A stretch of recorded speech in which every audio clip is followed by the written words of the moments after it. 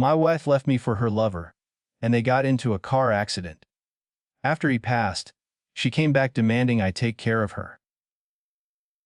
She could not believe my reaction. My name is Quinn. I never thought I'd be the guy telling this story, but here we are. I wasn't the romantic hero in our marriage. I was the utility player. I paid the bills, fixed the leaking faucets, and ensured the cars had oil. I was stable and reliable, the boring infrastructure of her life.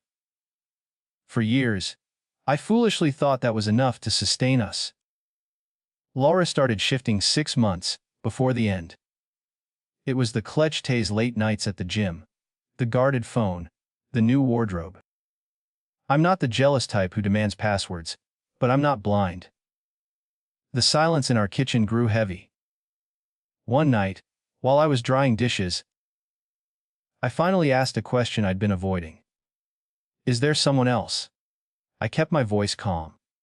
She froze, her thumb hovering over her screen. She didn't look guilty. She looked resigned.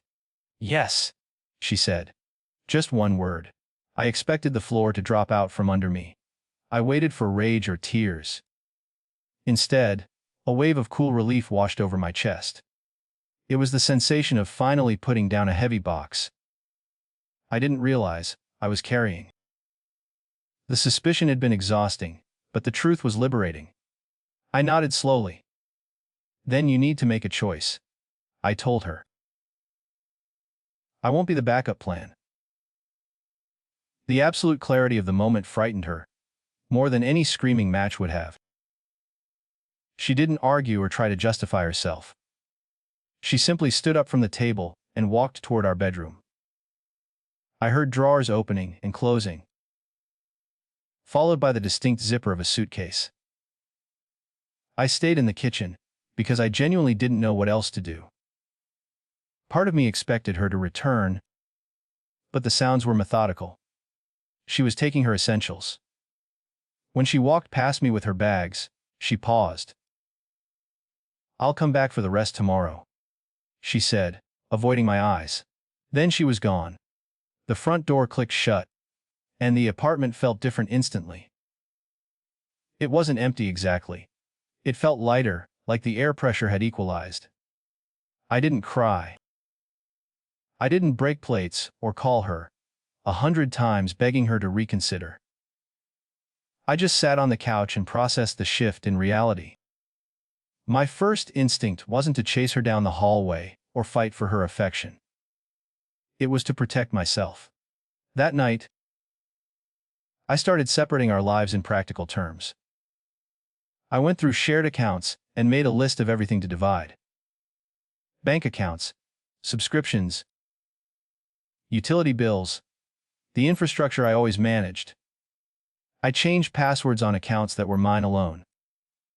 I created a simple spreadsheet, tracking every asset we needed to settle. It wasn't vindictive, it was just how I handled problems. I break them down into manageable steps. Lucia, my sister, called later that week asking if I was okay. I am not angry. I told her honestly. I am just done. The door was shut. The glow of my laptop screen became my new hearth fire. I built a master spreadsheet that night. A digital fortress of columns and rows. It contained tabs for assets, debts, and recurring subscriptions. While most men might have drowned themselves in whiskey, I found comfort in data entry. Each cell I filled felt like a brick in a wall I was constructing around my sanity. I wasn't just organizing our divorce, I was engineering my survival. Over the next few days, Laura's name popped up on my phone with irritating frequency. She sent messages about trivial things she had left behind, like a hairbrush or a winter coat. She was testing the waters, trying to see if I was still the accessible husband she remembered. I refused to play. My replies were monosyllabic and devoid of warmth. It's in the hall closet. I typed back. I was becoming a ghost in my own life. I needed to reclaim the physical space of the apartment. I spent the morning rearranging the living room furniture to break the visual memory of where we used to sit together. I took down the framed photos from our wedding and placed them face down in a box labeled for storage. I threw out the throw pillows she loved, but I secretly hated. With every item I removed, the air in the room seemed to circulate a little more freely. News traveled fast in our circle. Lucia told me Laura had moved in with Marcos immediately, barely 48 hours after walking out my door. That speed wasn't impulsive. It was proof of how long she had been planning her exit. Mutual friends started reaching out with that awkward, pitying energy people reserve for the dumped. I deflected their concern with polite indifference. I didn't want their sympathy, because I wasn't a victim. I was just a man calculating damages. The real work happened late at night, when the city went quiet. I dug into our joint bank statements from the past year, looking for the financial story beneath the emotional one. I wasn't looking for pain, but I found it in the numbers. There were withdrawals I didn't recognize and charges at restaurants I had never visited. The pattern was undeniable. Slept. She hadn't just been cheating with her heart, she had been financing her betrayal with our shared money. I highlighted every suspicious transaction in bright yellow. A weekend hotel stay in the city, when she claimed to be at a conference. An expensive dinner for two on a Tuesday, while I was working late. The sum at the bottom of the column grew steadily, turning from a nuisance into a significant debt. It was a cold realization. I had unknowingly paid for the courtship that ended my marriage. The betrayal wasn't just romantic anymore, it was fiscal theft. I sat back in my chair and looked at the total figure on the screen. It was enough to hurt, but also enough to use. I wasn't going to scream at her about loyalty or vows. I was going to present her with an invoice. I saved the file and closed the laptop with a satisfying snap. I was rebuilding my world brick by brick, ensuring that if the storm ever returned, my house would be too strong to blow down. 3 weeks into my new life, the silence of the apartment had shifted from haunting to peaceful. I was sitting at my desk reviewing architectural blueprints for a client, a mug of lukewarm tea near my elbow.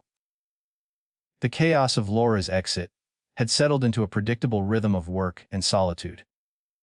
I wasn't happy, but I was functional, which felt like a massive victory. Then my phone vibrated against the mahogany surface. It was a single text from Lucia. Car accident. Bad. The piece shattered instantly.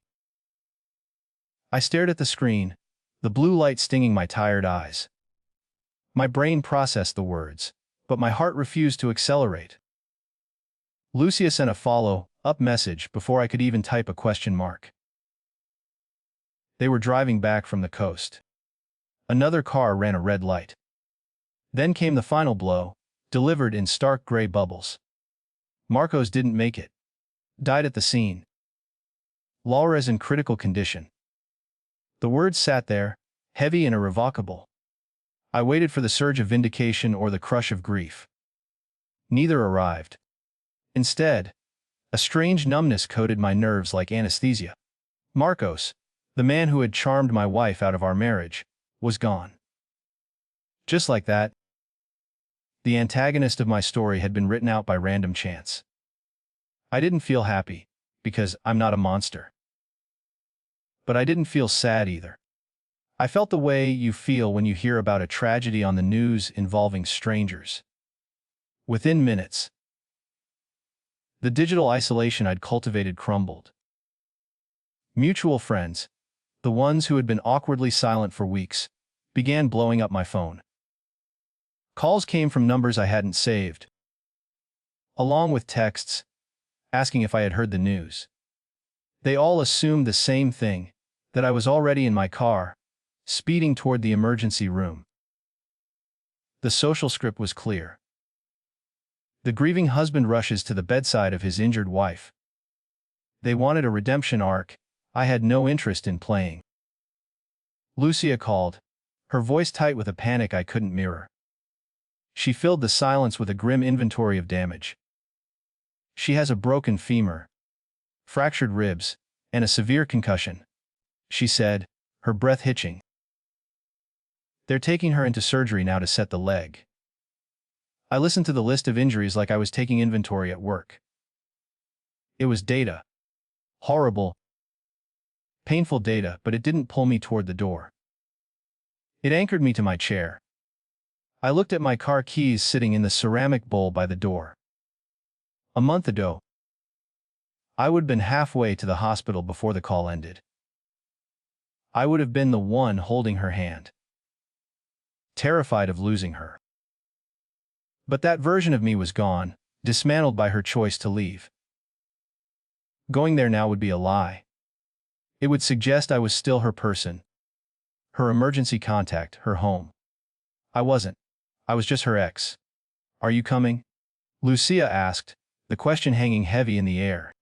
I closed my eyes and pictured the hospital, waiting room, the smell of antiseptic, and the awkward confrontation with the reality of her life, with Marcos. No, I said quietly. I can't be there, Luce.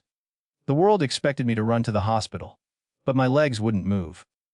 Not out of fear, but out of a certainty that I didn't belong there anymore. The silence on the other end of the line was heavy with judgment. Lucia couldn't understand my refusal. To her, marriage was a permanent seal, broken only by death, not paperwork. She's asking for you, Lucia whispered, as if the hospital walls had ears. She's terrified, Quinn. I gripped the phone until my knuckles turned white. It wasn't cruelty that kept me away. It was clarity. I am not her husband in any way that matters, I said. Going there now is just theater. If I walked into that hospital room, I would be stepping back into a role she had fired me from. I would be the reliable fixer, the man who smoothed over the edges of her disastrous choices. If I go, I told my sister, it tells her that nothing has changed. It tells her I am still the safety net. Lucia sighed, a sound of frustration and reluctant acceptance. She knew I was right, but it didn't make the optics any less brutal. Lucia took on the burden I refused to carry. She visited the trauma ward every evening, reporting back to me like a war correspondent. Her text painted a grim picture of the fallout. Laura was strapped to machines, her leg encased in plaster, her face a map of bruises. But the physical damage was secondary to the emotional ruin. She wasn't just grieving a lover. She was grieving the fantasy life she had blown up her real life to chase. She wakes up crying for him, Lucia told me later that week, sitting on my couch with a glass of wine. Then she remembers he's gone, and she just stares at the wall. I listened, feeling a distant pang of sympathy. It was the kind of pity you feel for a stranger in a tragic news story. I poured Lucia more wine, but didn't offer empty platitudes. Marcos was the gamble Laura made. The house always wins eventually. By Friday, the cavalry finally arrived. Laura's parents drove in from out of state, bringing their luggage and their overwhelming anxiety. Their presence was the final permission slip. I needed to fully disengage. They took over the medical decisions, the insurance calls, and the bedside vigils. They were her family by blood.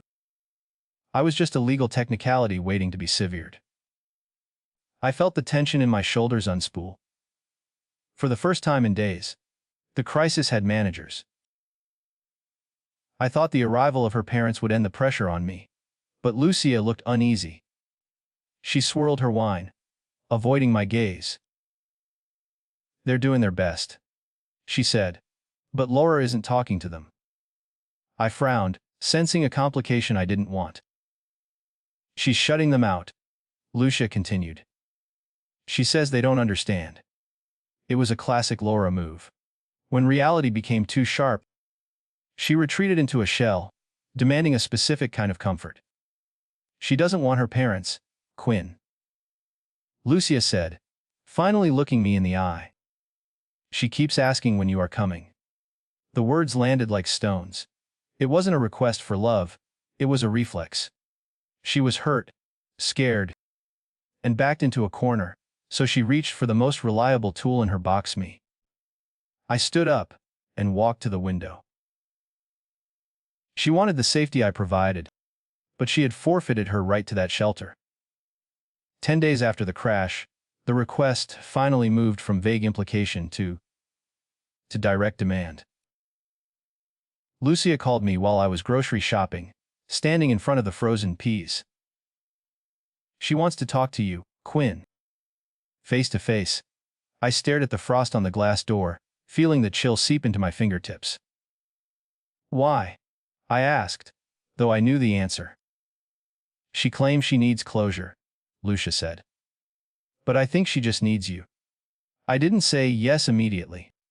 I told Lucia I needed 24 hours to think. I spent that night pacing my apartment, weighing the risks. If I went, I risked getting sucked back into her gravity.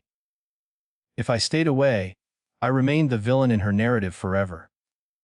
I wasn't afraid of her anger anymore. I was afraid of her tears. They had always been her most effective weapon against my logic. I had to be sure my armor was tight. The next morning, I texted Lucia my terms. They were non-negotiable. I would meet Laura once, for 30 minutes max. It had to be in a public place. Neutral ground where scenes were socially unacceptable. We settled on a coffee shop 2 blocks from the hospital. It was a sterile corporate chain with bright lights and hard chairs. Perfect for a business meeting. I explicitly stated that this was not a reconciliation. It was a conversation. Nothing more. I spent the hour before the meeting rehearsing my lines. Like an actor preparing for a difficult scene. I needed to stay in business mode. If I let myself become Quinn the husband, I would lose.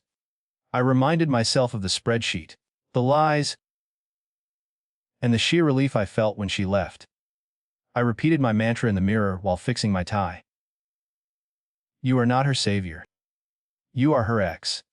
I had to believe it. The drive to the hospital district felt surreal. Like visiting a city I used to live in, but had moved away from years ago.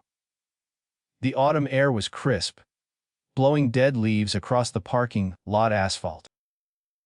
I spotted her mother's car near the entrance, a silver sedan I had washed a dozen times. Seeing it brought a sudden, sharp pang of familiarity, but I shoved it down. Nostalgia was a trap. I parked 3 rows away to keep my distance. Sitting in my car with the engine off, I realized my hands were shaking. It wasn't because I was scared of facing Laura. I was scared of my own conditioning. For 10 years, my brain had been wired to fix her problems. Seeing her broken might trigger an automatic override of my logic. I gripped the steering wheel, grounding myself in the texture of the leather. I wasn't afraid of the monster, I was afraid of the caretaker inside me. I checked my reflection in the rearview mirror one last time. The man looking back was tired but resolved. I wasn't going in there to offer comfort or apologies. I was going in to close the book.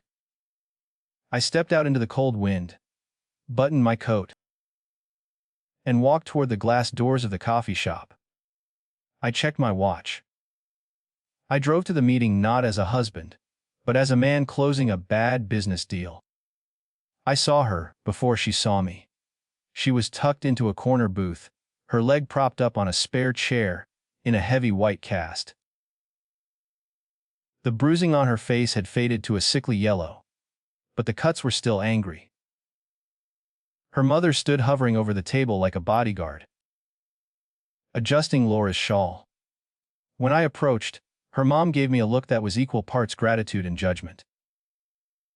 I'll give you two a moment, she muttered, brushing past me without a hello. Laura didn't look up immediately. She was staring into a cup of herbal tea, her hands trembling slightly as she wrapped them around the ceramic mug. When she finally raised her eyes, the devastation was total.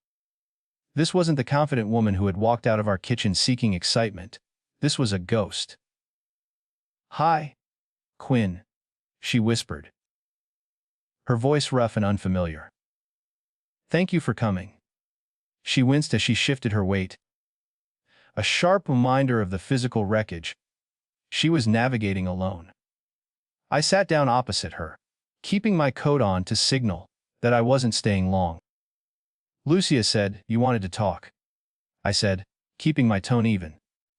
Laura took a shaky breath and started crying, silent tears tracking through her makeup. "I messed up," she choked out. "I made a terrible mistake, Quinn. I didn't know what I was doing." She looked at me with those wide, pleading eyes that used to be my kryptonite. She was waiting for me to reach across the table. I kept my hands folded in my lap, resisting the urge to offer a napkin. "We all make choices, Laura," I said. She shook her head frantically.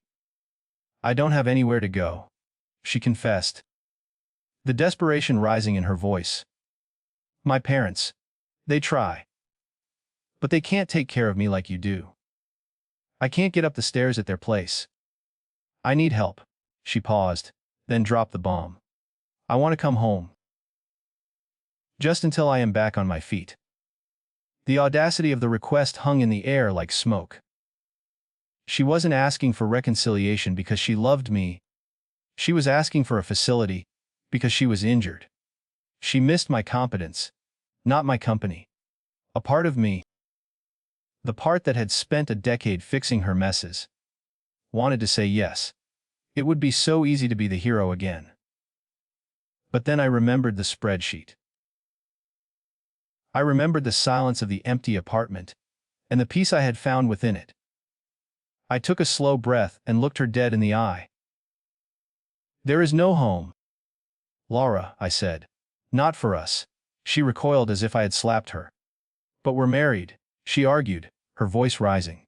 "Technically, yes. But you fired me from that job." I leaned forward slightly.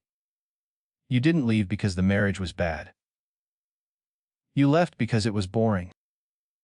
You can't come back just because your adventure turned into a tragedy. That isn't how consequences work." Her sorrow instantly hardened into anger. "You are being cruel," she snapped, a flash of the old Laura breaking through the pity. "My boyfriend just died. I am broken in half. How can you sit there and be so cold?" She gestured to her cast, weaponizing her injury. "You promised to take care of me. For better or worse. Right?" She was throwing my vows back in my face, trying to shame me into submission. It was a desperate tactic from a drowning woman. I refused to take the bait. "I kept those vows," I told her quietly.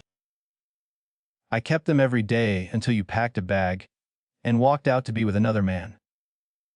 I didn't raise my voice, but the people at the next table stopped talking. "I am not kicking you while you are down, Laura. I am just refusing to pick you up. There is a difference." I saw the realization hit her then. I wasn't punishing her. I was simply completely indifferent to her outcome. She slumped back against the booth, the fight draining out of her as quickly as it had appeared. "Where am I supposed to go?" she asked, her voice small again. "My parents are old. I can't live on their couch forever." I stood up, buttoning my coat. "You'll figure it out," I said. "You have resources. You have family. You just don't have me." I was severing the last thread of dependency. "You chose a life without me, Laura. This is that life." As I turned to leave, she threw one last desperate dart. "Marcos wasn't going to stay, you know," she blurted out to my back. "He was already talking about moving to the coast alone. I paused, looking back at her. She wasn't grieving a great romance. She was grieving a fling that had already expired. I was the backup plan before the crash even happened. I know, I said. Walking away from her tears was the hardest thing I'd done. But it felt entirely right. 2 weeks later, I convened the final assembly of our marriage in the basement community room of my building. It smelled of floor wax and stale coffee. I had arranged the tables in a T shape, placing myself at the head, flanked by Lucia and my friend Oscar. This wasn't a family gathering, it was a deposition. I checked the time on my phone, watching the seconds tick over to 2 p.m. Precision was my armor today. Oscar adjusted his tie, looking uncomfortable. "You sure about this approach?" he asked quietly. "Absolutely," I replied. Laura arrived 10 minutes late, her mother steering her wheelchair through the double doors. The cast on her leg was scuffed now, less stark white than before. She looked around the room, confused by the formality. She saw the stacks of labeled boxes and the laptop open on the table. "What is all this, Quinn?" she asked, her voice thin. "We're just splitting plates, aren't we?" She tried to smile, hoping for informality. I didn't return it. "Please, sit down," I said, gesturing to the open space. I started with the physical inventory. I stood up and pointed to the wall of cardboard boxes behind me. "These contain everything you left behind," I explained. "Clothing, jewelry, your grandmother's china." I opened the first flap to show her the neatly packed contents. I had wrapped each fragile item in bubble wrap myself. It was a gesture of respect, not affection. Laura nodded, looking relieved. "Thank you," she said softly. I was worried about the necklace. She thought this was the extent of the meeting. She was wrong. "Now for the financials," I said, sitting back down and waking the laptop screen. The air in the room thickened instantly. Laura's mother bristled, sensing the shift in my demeanor. "We agreed to split the savings 50-50, Laura said quickly, looking at Lucia for support. Lucia kept her eyes on the table. "We did," I agreed, projecting a spreadsheet onto the portable screen I'd brought. "But there are outstanding debts to settle first." I clicked a file named Discretionary Spending Quarter 3. The numbers glowed in blue. I scrolled down the list, highlighting rows in bright yellow. "These are expenses charged to our joint account over the last 6 months," I stated calmly. "Hotel bookings in the city, dinners at steakhouses, a weekend car rental." I looked up at her. These dates correspond to times I was at work or out of town. The room went dead silent. Laura's face drained of color. She knew exactly what those charges were. They were the receipts of her infidelity, itemized and calculated down to the cent. Her mother slammed a hand on the table. "This is petty, Quinn. You are charging her for dinner," she shouted. I didn't flinch. "I am charging her for funding a relationship with another man, using my salary," I corrected.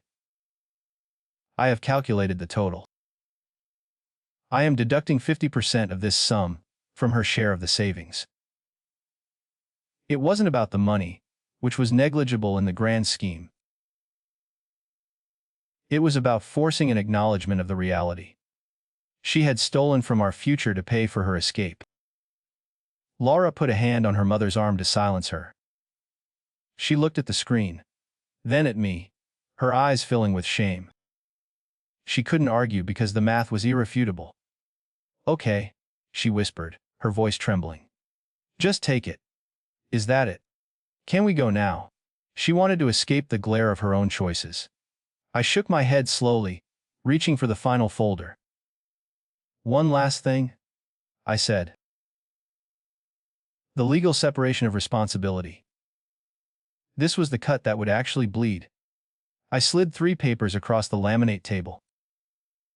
This removes me as your medical proxy, your emergency contact, and the beneficiary on your life insurance. I explained. You have 90 days to appoint someone else. Laura stared at the documents as if they were death certificates. Quinn, I can't deal with this right now. I am still in a cast, she pleaded. I need time. It was the last tendril of her dependency trying to snag on my guilt. I uncapped a pen and set it down. Oscar cleared his throat, the sound startlingly loud in the quiet room. He looked at Laura with a gentle, sad expression. I saw you with him. Laura, he said softly. At the bistro last month. You looked happy. You looked like you finally had what you wanted. It wasn't an accusation. It was an observation. Laura froze. The implication hung heavy. She had been fully committed to her new life until the car crashed. She wasn't here because she missed me. She was here because she missed safety. The truth of Oscar's words silenced her protests. With a shaking hand, she picked up the pen and signed the papers. The scratch of ink on paper sounded like a final breath. We're done, I said, collecting the documents. I didn't feel triumphant. I just felt clean. Laura's mother wheeled her out without another word, the squeak of the rubber tires fading down the hallway. I looked at the spreadsheet one last time, saved the file, and closed the laptop. The ledger was finally balanced. The weeks following the signing were quiet. I expected a delayed emotional crash, but it never arrived. Instead, the apartment felt cleaner, like a wound that had finally stopped bleeding. Lucia told me Laura had moved into her parents' guest room permanently. She was starting physical therapy, learning to walk without crutches. I listened to the update while folding laundry, feeling a profound lack of urgency. Her recovery was a fact, but it wasn't my forecast to manage. I had retired from the business of saving her. I didn't block Laura's number, but the phone stopped ringing. She eventually understood that the silence on my end was permanent. Mutual friends mentioned she was struggling with the reality of her new life, the small-town boredom, and the lack of a fixer to handle her problems. I felt a fleeting pang of sympathy, but it was distant, like watching a ship sink on the horizon. I wasn't the captain anymore. I realized that my guilt had been a habit, not a moral obligation. 3 months later, I met Anessa. We bumped into each other at a hardware store, arguing over the correct grid of sandpaper for a cabinet project. She was an architect, steady and sharp, with sawdust on her jacket.